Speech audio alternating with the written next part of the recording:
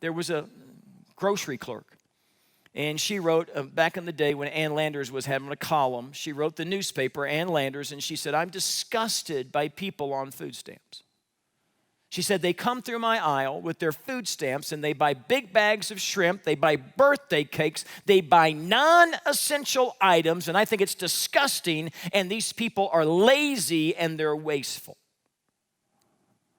Well, a few weeks go by, and Ann Landers dedicates the entire column to the response of the people who read about what the grocery clerk thought about people with food stamps.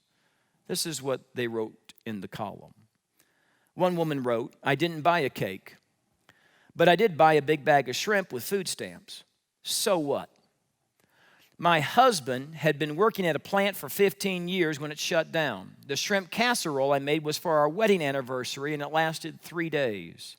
Perhaps the grocery clerk who criticized that woman would have a different view of life after walking a mile in my shoes. Another woman wrote, I'm the woman who bought the $17 cake and paid for it with food stamps. I thought the checkout woman in the store would burn a hole through me with her eyes. What she didn't know is the cake was for my little girl's birthday. It will be her last. She has cancer and will probably be gone within 6 to 8 months. You don't know what somebody else is going through. You don't know what somebody else is dealing with. And to judge them, to treat them poorly, that's so unlike Jesus.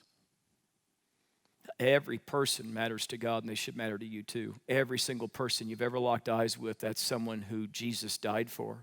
Jesus wants to have a relationship with him. And all you got to do is look at the life of Jesus. He cared for people. And it got into his pocketbook. It got into his words. It got into his actions. He always treated people. He always treated people with love and grace and mercy and forgiveness. And we're supposed to be the same way.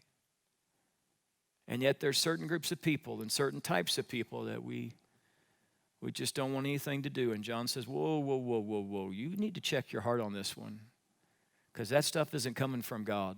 And a Christian is someone who loves in the same way that they've been loved by God himself.